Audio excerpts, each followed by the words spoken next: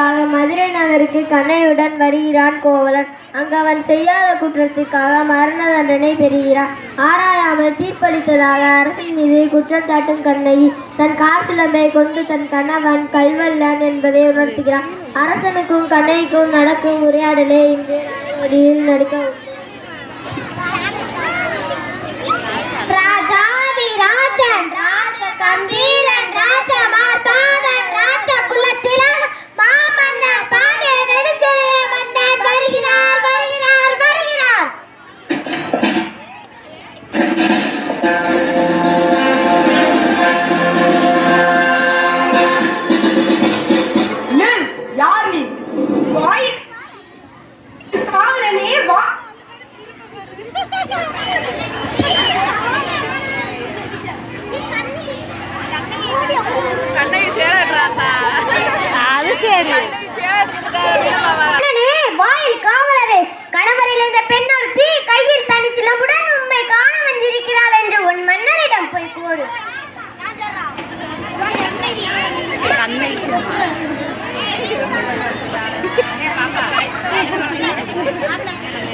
வாலிய மன்னா, வாலிய மன்னா, என் குலத்தில் தலைவா வாலிய, தெளியனே வாலிய, மன்னனே வாலிய, உங்களிடம் கூற ஒரு செய்தி உள்ளது. நம்ம அரண்மனை வாயில் முன் அழுத கண்களோடு தலைவிரி கோலத்துடன் ஒரு பெண் வந்து நிற்கிறாள். பார்ப்பதற்கு காளி போல் உள்ளார், ஆனா காளி அல்ல. துர்க்கை போல் வந்திருக்கிறாள், ஆனா துர்க்கை அல்ல. பிடாரி போல் வந்திருக்கிறாள், ஆனா பிடாரி அல்ல. அப்படியா? அந்த பெண்ணிற்கு என்ன செய்யறமோ கேட்டாயா? கேட்டேன் மன்னவா. அதை பற்றி உங்களிடம் தான் கூற வேண்டும் என்று சொல்கிறாள். அவள் உங்களிடம் நீதி கேட்டு வந்திருப்பதாக கூறுகிறாள். நீதி கேட்டு வந்திருக்கிறாளா? சரி, அந்த பெண்ணை அவளை அனுப்பு.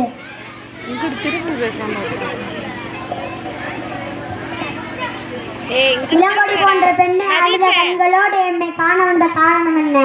நீ யார்? உனக்கு என்ன வேண்டும்? ஆராயாத நீதி வழங்கும் மன்னனே, என்னையா யார் என்று கேட்கிறாய்? சொல்கிறேன் கேள். உலகம் வியங்கும் ஒரு வண்ண புறாவுக்கு தன் உடலையே தந்த சிபி மன்னனை பற்றி நீ அறிவாயா? பார் போன்ற பசுவை மக்கள் தெய்வமென வழங்க பசுவின் கண்டே தேர்கால் ஏற்றுக்கொண்ட தன் மகனையும் அதே தேர்காலில் கொண்ட மணிநீர் சோழனை பற்றி நீ அறிவாயா? பெண்ணே, நான் கேட்ட வினாவுக்கு நீடம் பதில் கூறவில்லை. அதை விட்டு வேற எதையோ கூறிக்கொண்டிருக்கிறாயே. இழப்பின் அருமை தெரியாத மன்னனே, என் நிலை அறியாமல் தான் நீ இப்படி பேசுகிறாய். நான் இதுவரை கூறிய பெருமை மிக்க சோழ மன்னர்கள் வாழ்ந்த புகார் நகரமே எனது ஊர். அவ்வூரில் பழையில்லா சிறப்பினுடைய மாசாத்துவானின் மருமகள். ஓ, இப்போ புரிகிறது அந்த கோவலனின் மனைவியா நீ? போதும் மன்னா. ஆத்திரத்தில் அறிவு கண்ணை மூடாதே கண்ணகி. என் கணவனை கொல்வதற்கு உனக்கு என்ன தகுதி இருக்கிறது?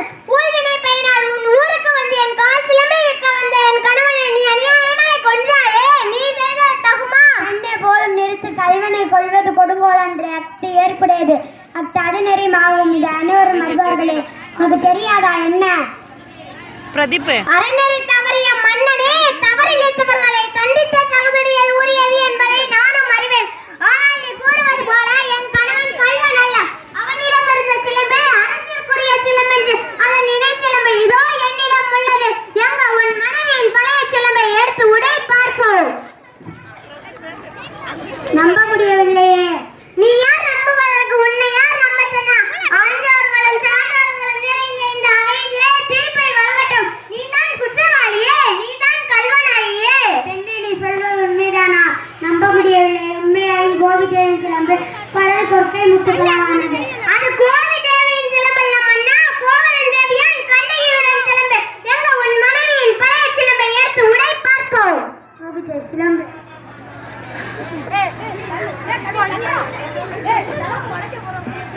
பார்த்தாயா? பொற்கை முத்துக்கள். மற்றொரு சிலம்பு. மாணிக்க கற்கள். மாணிக்க கற்கள் இல்ல மன்னா, மாணிக்க கற்கள் இல்லை. தர்மத்தின் கண்கள் வடிக்கின்ற ரத்த துளிகள் மன்னா, ரத்த துளிகள். பாண்டியா, இன்னும் உனக்கு சந்தேகம் இருந்தால் இதோ என்னிடம் இருந்த மற்றொரு. தவறு விட்டேனே.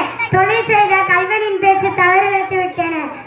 இனிமேல் யான் உயிரோடு இருந்தால் தருமா? இனிமேல் எனக்கு வெண்கொற்ற கிடையாது. செங்கோல் தான் எனக்கு என் வாழ்நாள் என்பது முடியவில்லை.